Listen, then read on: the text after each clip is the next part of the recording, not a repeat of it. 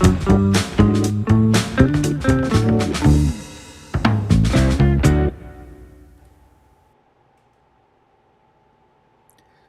everyone. Hi, I'm JD from US. Hi everyone, I'm Abi from Canada. Welcome to episode 7 of Wasted Wanderers, where we discuss the biggest news off the beaten track, covering tech, politics, economics, and business.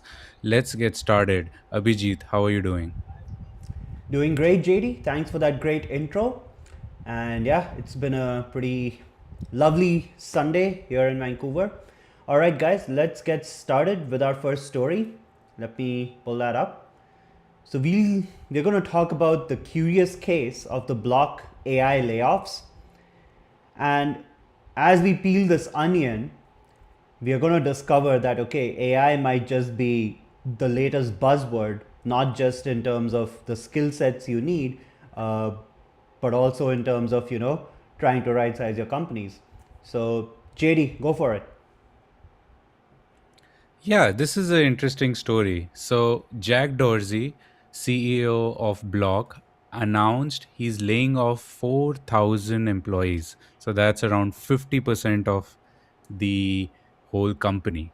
And the reason he gave on Twitter was that the AI tools have been getting so good that we he doesn't need that many employees, so all the jobs are redundant.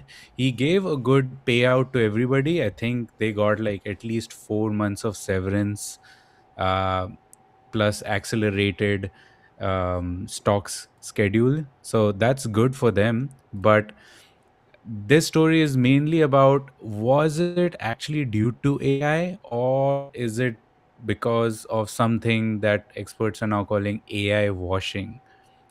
So, uh, the announcement here is very at the center of this complex debate over AI and future of work. Like on one side, there's like a genuine fear that technology will displace jobs, and on the other there's like some deep cynicism that companies are exploiting that fear to just dress up old fashioned cost cutting as technological futurism. And we can see that Block expanded their headcount over the pandemic. So in 2020, they had 5,000 employees. And by 2025, they had 10,000 employees. So, like double. So now they just reduced it to half. And now that is scaring off a lot of investors in the tech market. uh, as you can see, the tech stocks are down because of this news plus some other news. So there is some interesting play going here and there. Yeah, would love to hear your thoughts, Abhijit. So what I think here is I mean I guess AI can do a lot of the code writing, right? It's gotten pretty good at it, especially if you're doing one of the mainstream languages, your Python, Golang, um, Scala, Rust. I don't know about Rust, but all the common ones, right? Your TypeScripts, JavaScripts of the world. AI can produce code pretty well.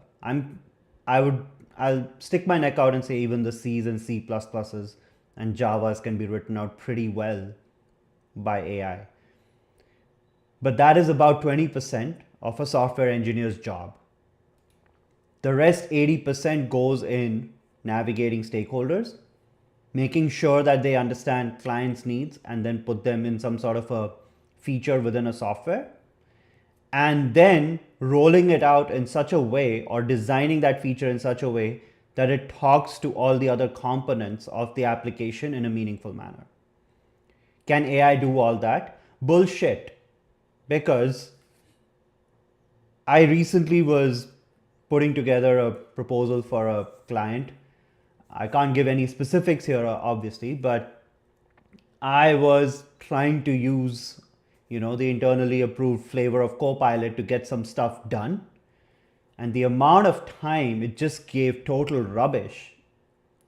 What happens is you try to use an LLM, it'll generate some really nice sounding text, it'll be grammatically accurate, it will sound very professional, but if you don't read it, you run into the risk of putting out things that just don't make much sense, hallucinations, right?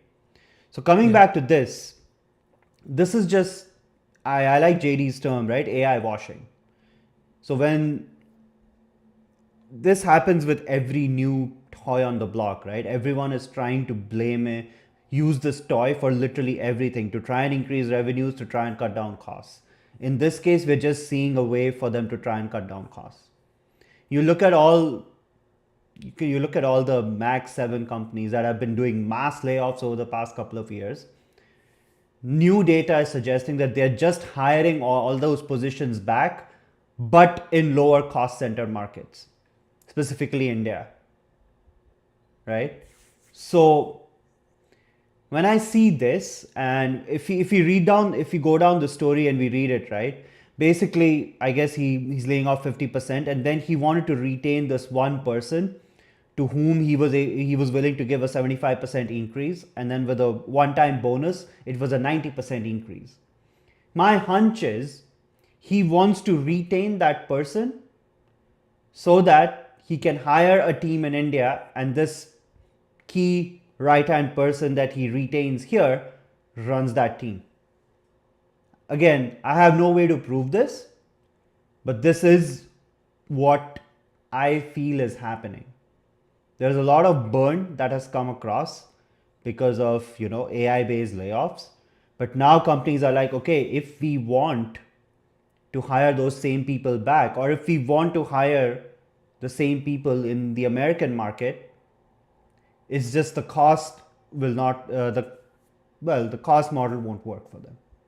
Why it won't work for them? Because once you have already showed improved numbers for the past 2-3 quarters because of so-called AI layoffs, you can't suddenly say sorry we were wrong. You never accept your mistake on Wall Street. So now you have to hire more people, but you can't hire them at the rates that you were paying them before, because your costs go up, but not necessarily your revenue. So you need another way to hire them. That's my take. Yeah, yeah, and I totally agree with that. I think this is a ploy by CEO. Uh, what has happened is there was some over hiring over COVID and also in this AI boom. And I read somewhere that one of the reasons for some layoffs is these are executives who expect big efficiency gains from AI, but they have not been realized yet. So they've sunk all this money into these AI initiatives, and it has brought up productivity a little bit, but not as much as they were expecting. Like, remember, like a year or two ago, we were promised that AI is going to change everything. Like, we are going to be living in the future and nobody needs to work anymore. And, everything is going to be kumbaya. But that's not what's happening. We have now come to realize that AI is a productivity gain, but way more muted than we thought. So it's affecting some industries more than the other. Like, I read a report somewhere, like the US companies, they announced, I think, around 100K job cuts in January. So that was more than usual. Stocks are down. Tech stocks are down, as I said before, especially SaaS company stocks. Um, and so people are wondering, like, is this AI gravy train over? Um, I want to tell the audience a really interesting quote I heard somewhere about this block AI layoffs.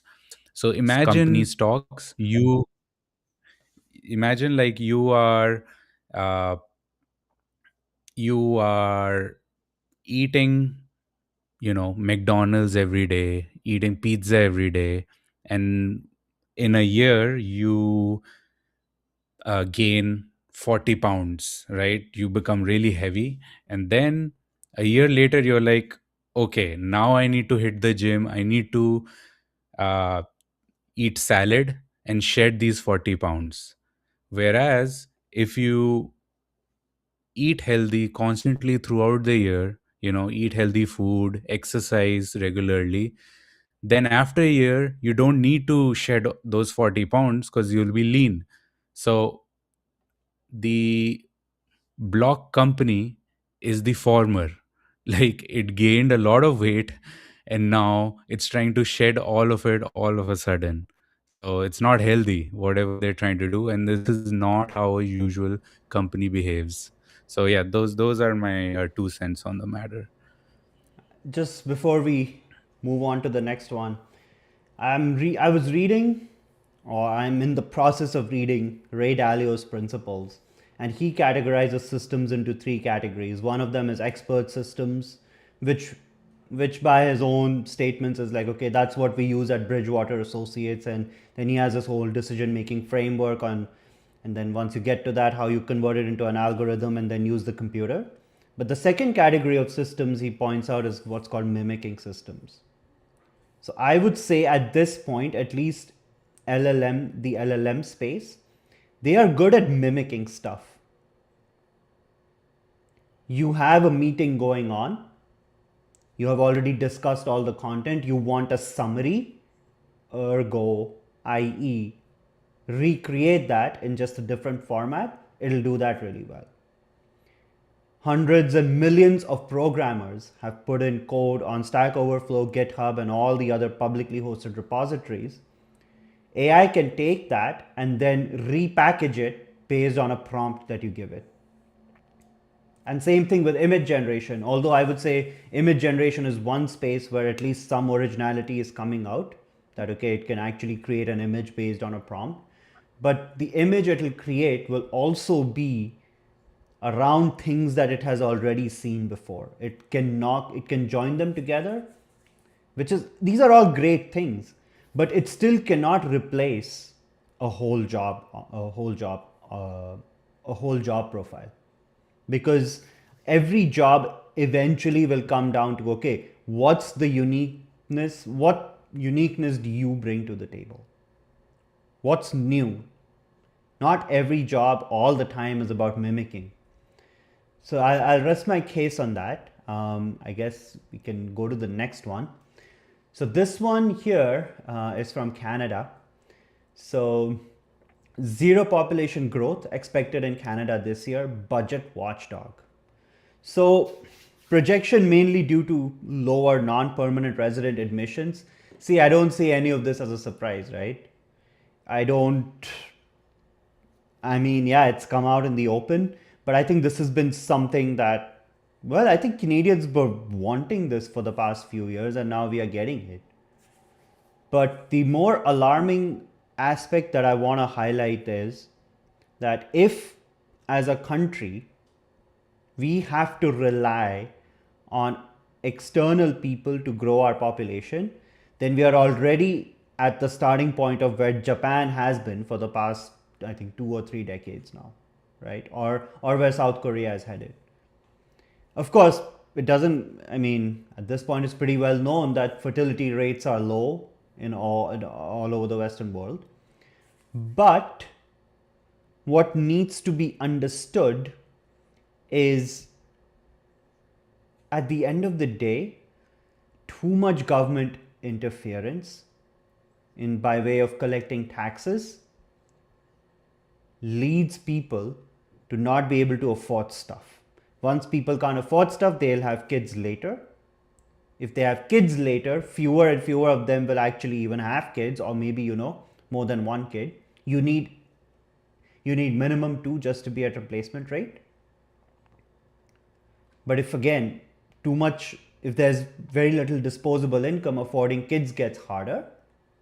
And I'm sorry, none of these social programs around funding childcare, funding daycare, none of this is working out. All of this money goes to paying inflated salaries to government workers, right? And there are countless number of lives I've done on this on the other channel. Please go look at those. The number of employees who earn more than $150,000 per year went up by I think by 80-90% in 2025. And there was a whole article on it, and I discussed that in detail. So ultimately, if taxes can be lowered, and Canada just needs to give up this pipe dream of a 100% socialized healthcare system. It is not leading anywhere. There is literally a dearth of medical facilities in all the rural areas of Canada. There are literally ERs that close down because they just don't have doctors. For anyone who's following Canadian news closely, there was a horrifying incident at Tumbler Ridge. There is a whole article in Vancouver Sun about how there was literally no psychological help, no medical help, nothing there in that town. And it was literally a rarity for that town to see five, psychotherapists to show up there at one time. At max, they used to have one before that incident. It's not working. We literally need a hybrid model where the government can focus on areas where private investment doesn't want to go. And then obviously we'll have a lot of private hospital options, private healthcare options come up in the major cities so that the stress on the government just reduces. I know there's a lot of other topics that link into this, like over unionization. But yeah, we can discuss that in another one. JD, your thoughts?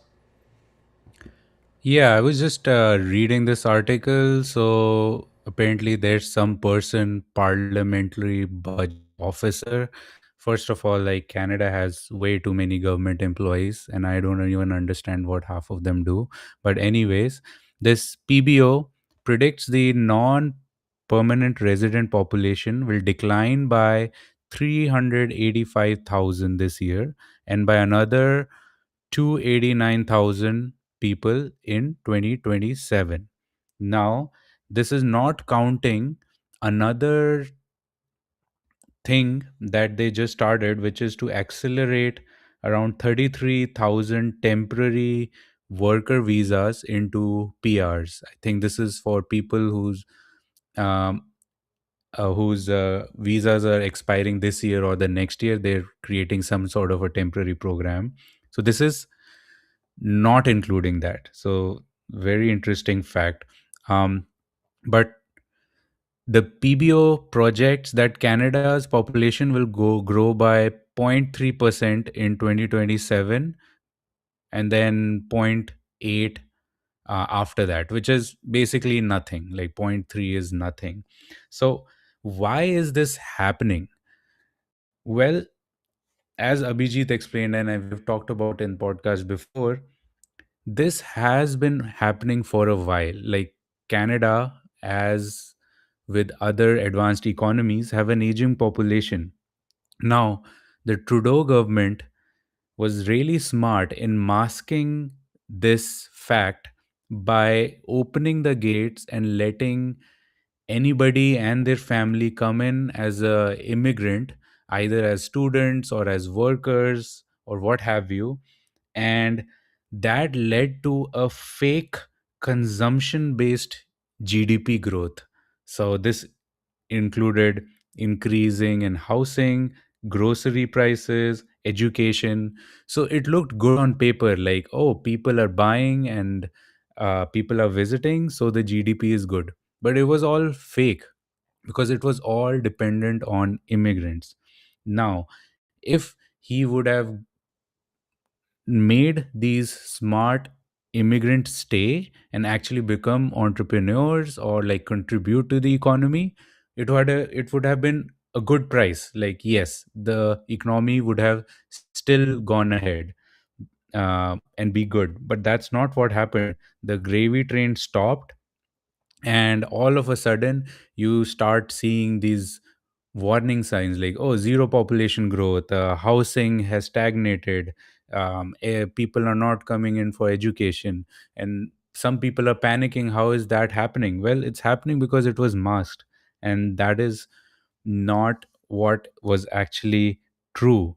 And then, as Abhijit explained, instead of doubling down on getting the basics of the economy right, the Trudeau government like had their own plan about free dental, free medical stuff, and things like that, which is just like adding fuel to the fire. Like all this is going to add to the deficit. So I don't see a easy way out, even though the current Prime Minister, Carney, is really good. He's an economist, but he has a really, really tough task ahead of him. Like, I don't know how he's going to wiggle Canada out of this.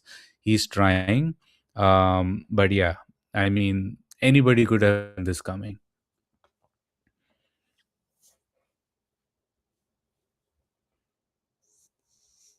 I Yeah, mean, Abhijit, any thoughts? yeah, PM Carney has a tough, tough time ahead of him. He's not only, I mean, not just PM Carney, like the whole cabinet, right? Yeah, there is no easy answers here because you have so much internal pressure to reduce immigration that if they blatantly went nuts like they did from starting 2022 onwards, the government will literally fall. Right now, no one has absolute majority in the Canadian Parliament. And if immigration goes beyond a reasonable number, then the opposition literally just gets a reason to try and trigger an election or a no confidence or something. Now, the mechanics of how it might work out or not, that's not, we're not going to discuss that. But so far, this government has taken a lot of right steps. Unfortunately, with CUSMA negotiations and with, you know, just the global situation, like gas prices are already up in Canada. So, or at least here in BC, it's I know the federal government at least is reducing its workforce. Even the BC provincial government is reducing its workforce, and these things are moving in the right direction. Are they going at the pace that I, as a civilian, would like to see? Probably not. But I also understand that it can't happen overnight. Like there was literally 10 whole years of rubbishry. And just like with everything else in life, right? It's very easy for things to come crashing down, but it takes literally double the amount of time to build them back up. So, long story short, it's just gonna take time. And it's not only gonna take time, this way of working will have to extend across elections and across party lines, assuming another government comes in. Anyways, guys, let's go to the next one for today. JD, do you want to kick us off for this one? This is your Sure. wheelhouse, AI and software. Indeed, indeed. Yeah, so this is a very interesting turn of events. Uh, so I think, in my view, we just witnessed a historic first through Silicon Valley. The US government has officially designated the American AI leader Anthropic, which makes Claude AI model and agent, as a supply chain risk. So, what does this mean? This label is usually reserved for foreign adversaries. It's been used for Chinese companies like Huawei, but never for an American company. But it was triggered after a massive breakdown in negotiation over a 200 million defense contract. So, here, this article is basically written by the CEO of Anthropic, Dario, and he is saying like he refused to let their AI, Claude, be used for fully autonomous lethal weapons. So things like uh, actually killing civilians or monitoring or surveilling US uh, citizens. So he was against that. And in response, the Department of War effectively blacklisted them, and declaring that, like, this company is a supply chain risk. So it's interesting because when, as a company, you're a supply chain risk, uh, the repercussions are massive. It's anybody who is using your model or who is using you uh, in any setting also cannot work with the US government. So that's a very interesting supply chain risk. So anybody who's using Claude model cannot work for or work with the US uh, government, which is crazy. Like, you can imagine like how much Claude touches our lives these days, especially if you're in engineering. Claude is like the number one AI model. So you can use Claude for your personal business, but the administration is making us choose a side. So this is a choose a side moment for the tech industry. And as Anthropic is being pushed out, we are seeing competitors like OpenAI and XAI step in, agreeing to the Pentagon's demand for unrestricted access in exchange for those massive government contracts. So this is like the background. Yeah, love to hear your thoughts on this, Abhijit. So what I think is there is, let me try and steelman the government's argument first, right? Because the most recent All In episode, I forgot, they got in someone from the Department of War, and he's very close to the Secretary of War. I just can't remember the gentleman's name. But his argument, and I'm paraphrasing and summarizing here, is that if the Department of War, Defense, whatever it's called these days, if they have to use a technology, they have to be able to use it whenever they want and however they want. As long as they are paid and they are sticking to the contract, they cannot be using. They cannot be they cannot have restricted access, right? Now, Anthropic is saying that there will have to be exceptions provided, and if you just tell us what that is, we will grant you those. The Department of War's argument is that in effect makes them the Secretary of War, not the government or not the administration, right? Because if they have to rely on Claude or Anthropic's granting of an exception, then it kind of defeats the purpose. Anthropic has a clear stand that they don't want to, I guess they don't want to be a part of, or they don't want their technology to be a part of, funding wars or in some form or the other. They just don't want their technology going into, using for too much Surveillance. surveillance of American citizens and whatnot. And if they give like a free hand to the Department of War, then they will essentially not know if their technology was even used. The way I see it is it will only be bad for Anthropic because there are too many options on the table. Typically, in any highly regulated space like defense or healthcare or aviation and all these highly regulated spaces, you have to have three uh, like a triple layer redundancy of sorts. So if one fails, the other one can be used, and if the second one fails, there's a third. There's a plan A, plan B, plan C, maybe even a D and an E. Now let's put Anthropic out of the equation completely. Okay, there is OpenAI, there is XAI, there is Perplexity, but Perplexity may not work just because it wraps Claude, essentially. There is Gemini.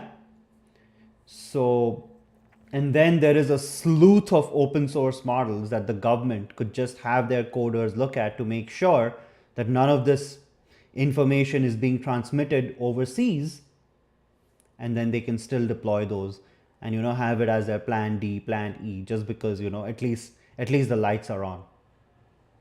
So there are too many options, and Anthropic stands to lose at the end of the day with this. They can still have their private clients, I guess. I'm curious though, how will this work with Palantir? Because Palantir is massively with the government. I'm not sure if Palantir uses anything Anthropic related in their models, but again, I want to know that part of the story as well. But bottom line is, whichever way this goes, Anthropic may gain some brownie points with the social media and the influencing landscape, but ultimately it'll translate into no revenue for them just because influencers can't pay them that much money. Yeah, there is also a whole thing going around that okay, Anthropic wanted this to blow out of proportion so that they can be seen as the good guys on the block. I'm not sure how much of that is true or false. In this official declaration, which we have on the screen here, they did sort of apologize for that it was an internal chain that got leaked. But again, guys, cheap publicity will not give you bottom line. Hard contracts for which there is a buyer willing to pay you, that's what gives you revenue. I mean, you're a startup. I don't know if Anthropic's bottom line is positive or not, but we keep hearing these things, OpenAI burning through billions of dollars. I don't know what's true for Anthropic or not. I haven't seen their financial statements, but ultimately, if the money doesn't show up in the next 6 to 12 months, my this is my hypothesis. If the money doesn't show up in terms of returns or in terms of positive bottom lines for all these AI companies in the next 6 to 12 months, the bubble will burst. AI will stay as a technology, the bubble will burst. Same thing as .com. Yeah, yeah. I think I agree with you there. Uh, Sam Altman from OpenAI, um, Elon Musk from XAI, Dario from Anthropic. All these three companies have a upcoming IPO. You know, there's going to be trillions of dollars raised in the market, and they are playing really smart here. But they also have to be kind of curious. And one thing you mentioned was Palantir. Uh, from what I've heard, is using Claude, but because of this, they might need to remove them from their system. So Anthropic needs to be careful here. Um, and another weird thing that I think Trump said, or someone from the Department of Defense slash War said, was even though Anthropic is now a security risk, they are simultaneously threatening to use the Defense Production Act, which is a really interesting act in the US that can force a company to hand over its underlying technology and strip out its safety guardrails. So that means the administration is essentially saying that the tech is too dangerous to trust, but too powerful to lose. So it's kind of curious. So there is going to be for sure a high stakes Supreme Court battle over this. And I foresee it's going to go into the courts and it's going to take some time to resolve. And most likely it's going to get settled out of the court. So that's what I think is going to happen. But yeah. All right, guys. So we had one more topic. I'll just quickly touch upon that because to me that this is more like comic relief than anything else. But I guess yeah, we are a little over time, so we don't have to go over this one. Congratulations, Toronto. You are the most like the safest place to drive in Ontario. And they have pretty much defined Toronto like very narrowly, right? Like no Mississauga, no Markham, no all the other things that surround Toronto. I don't know how they conducted this study. I have driven in Toronto. I've had the pleasure of driving on Don Valley Parkway, on Gardner Expressway, on whatever that highway is on the west side of Toronto. Like, I would love everyone to go and drive in the safest city in Ontario, and let us know in the comments what you thought. This is an experiment that we have to carry out. The Wasted Wanderers family has to go drive in the safest place in Ontario and report on their experiences, right? Anyways, guys, let's. JD, do you have any closing thoughts on this one? No, no. I mean, I can't believe it. I think, still think it. This is like, is it some kind of satire? But yeah, let us know. Drive around Toronto. Let us know. Is it safe? Yeah, on this one, right? We can discuss this next time. I'll pull up that report. There's a whole report on like the best cities in the world, and London, the one in UK, not in Ontario, came out on the top. I showed it to two Londoners, and they were like, "Yeah, I don't know." They could not agree. So, anyways, I think it's along those lines. And oh God, okay, here we are. So, hope you guys enjoyed today's episode, everyone. And see you guys next week, right here, again, with more exciting topics. Till then, have a great rest of the week. Right. And we have 38 subscribers now. Let's get to 100%. Um, yeah, we're doing really great. We've gotten some great responses. So let's keep the momentum going. Everybody, have a great week ahead. See you guys next. Bye bye.